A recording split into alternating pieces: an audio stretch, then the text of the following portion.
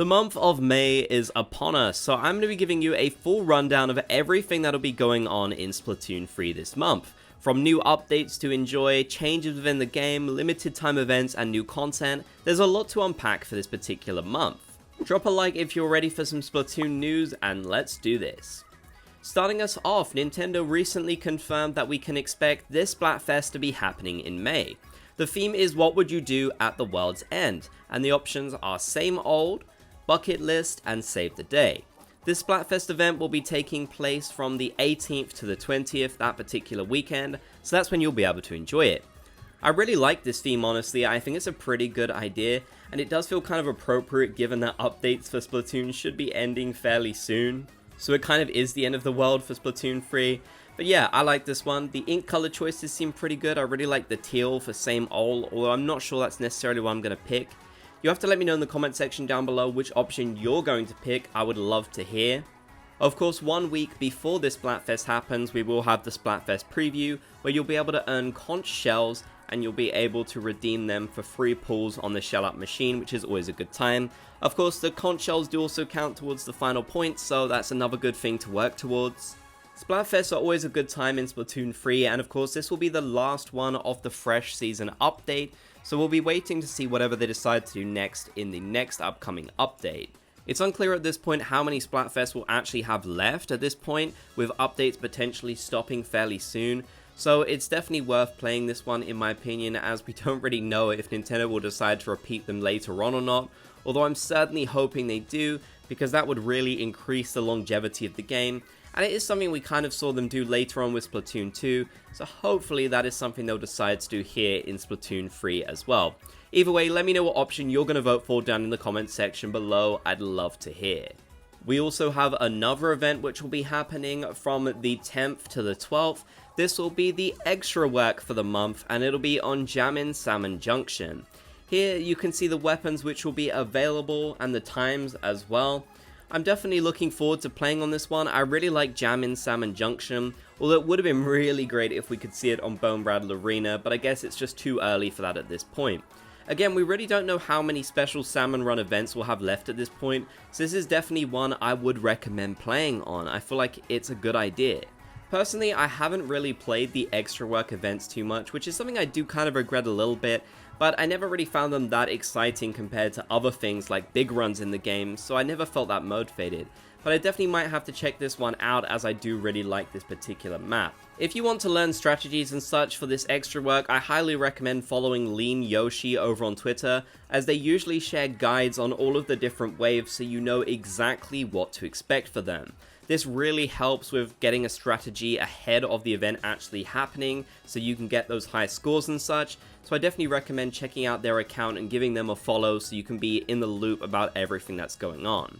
I'm probably not going to cover it much more on this channel, so that would be my best recommendation, to follow them and see what they say about the different waves and what strategies you should be using. Either way, let me know in the comment section down below if you intend upon taking part in this extra work. Are you excited for it? Let me know. But that's not all for Salmon Run fans this time around, as we have a new piece of gear for the month of May as well. This time around, the gear will be the knockout boots, and I quite like these. These are pretty cool, honestly. They're kind of going with that wrestling theme, so that's neat. It goes with some of the other items we've seen released previously. I'm also glad to see something that isn't a hat, honestly. Getting more gear diversity is always a good thing, although it would have definitely been nice in my opinion to see a shirt or something similar to that, as I really don't feel like we've seen one of those in quite a while, honestly. There's not really a ton going on for Salmon Run in May aside from these two things, so I definitely enjoy them since you won't really be expecting too much other content. I wouldn't be surprised if we did see a random weapon rotation of some kind, or at least a partial weapon rotation. Hopefully it would be on Bone Rattle Arena, as I absolutely love that map, and it is of course the final Salmon Run map in the game. But aside from that, this is the full rundown of everything you can expect with Salmon Run going on this month. However, we should have a big run to look forward to in the month of June, which potentially could be the last big run that we're expecting, which would definitely be a shame, but hey, that's kind of where we're at the moment. We'll just have to see. So there definitely is some exciting Salmon Run related content to look forward to in the near future, and that's exactly what I'll be waiting for. Now, speaking of the next update, throughout the month of May, we are expecting to get some major update news about the Sizzle Season 2024. As Nintendo does in the month before the update actually launches, they will be sharing some sort of trailer giving us a full rundown of the content to expect for the Sizzle Season update, something that I'm really looking forward to. So whilst we won't be getting any updates in the game itself in May, we will be getting a lot of updates from Nintendo about the next one coming on June the 1st. I'm really not sure exactly what they're going to reveal, but if this potentially is the final update in the game, then I'm sure there'll be some fairly significant changes that we can expect. I'd really be excited to see exactly what they might have planned, hopefully something like a new mode, although I'm not so sure they would do that at this point, but definitely something like that would go a long way. I do expect we'll see a lot of Salmon Run content, although we know for a fact that Bone Rattle Arena is the last Salmon Run map, so it's very unlikely, in my opinion, that we'd even see some sort of surprise one like people had kind of hoped with Lost Outpost and Ruins of Arc Polaris. I'm sure we will get some new weapons as well, and very likely we'll see a new map or two, which would be great. I'm just really hoping that they do something to increase the longevity of the game with the final update, if that is what it happens to be. That is probably the most important thing for me. Hopefully they won't just decide to completely cut off big runs and Splatfest at this point, because I feel like that would just kind of kill the game immediately. Hopefully they'll continue to repeat Splatfest like they started doing in Splatoon 2, so that's definitely what I would be looking forward to personally. But let me know your predictions for the next major update down in the comment section below. What do you hope Nintendo will announce this month? I would love to hear. We also have some new challenges which will be happening this month, as well as Nintendo has confirmed on their Nintendo Switch Online app.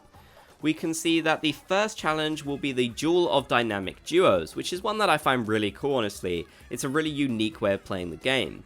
This will be on tower control and it'll be taking place on the 3rd, so very soon. In fact, it might have already started as this video has gone live, so definitely check in with the game. After that, we'll have another challenge which will be Brella Good, and this will be on Splat Zones. The maps for this will be Undertow Spillway and Barnacle and Dime, and it'll be on the 7th of May, and you can see all of the different time zones available here. So yeah, 2 challenges coming up this month if you do want to enjoy them. There will be more challenges as well, but Nintendo has yet to announce those, so I can't exactly let you know what they'll be yet. But definitely keep an eye on the Nintendo Switch Online app, as Nintendo will share more information about it as soon as they know. So yeah, that's everything that'll be going on throughout the month of May that we know about so far. I'd love to hear what you have to think about everything that is going on. Are you excited for the Splatfest? What option are you going to choose? What are your predictions for the next update as well? I'd love to hear. If you made it to the end, be sure to comment Splat Gang so I know you did. If you enjoyed, be sure to leave a like, and if you haven't already, consider subscribing and turning on notifications for more.